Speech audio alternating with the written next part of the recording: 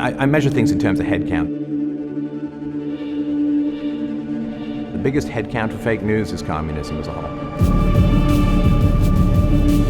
Reasonable estimates are close to 100 million dead just in the 20th century from communism alone.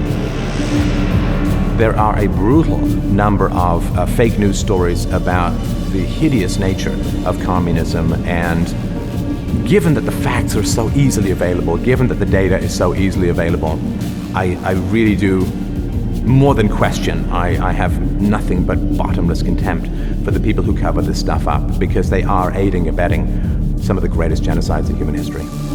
Communist leaders frequently call themselves socialist as well as communist.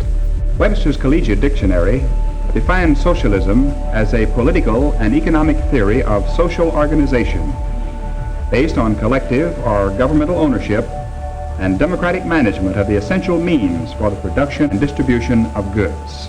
In the early 1920s, an Austrian economist by the name of Ludwig von Mises published a whole series of takedowns of socialism. And it very much went against the wisdom of the time to say that a centrally planned economy cannot possibly work. It doesn't matter the intentions, it doesn't matter the virtues, it doesn't matter the processes or procedures that go in place. You simply can't make it work. In 1928, Stalin made an historic decision. It was to launch the first 5-year plan for the industrialization of the country. The targets were almost certainly unattainable. It was a time when convict and slave labor began to be used extensively. They tried, but they failed. So, of course, did they give up their ideology when it's proven false? No, they're ideologues.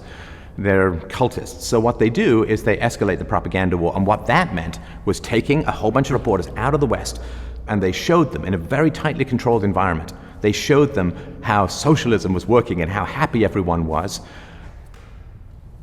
And we know that Walter Duranty of the New York Times would have got a Pulitzer for his reporting on the Potemkin villages under Stalin, when he was toured around and, oh, look at these fat, happy workers, and they were just taken out of the gulags, stuffed full of chicken, and thrown in front of his eyeballs. Behind the propaganda pictures was the reality of a ruthless military operation to crush the rich peasants, the kulaks.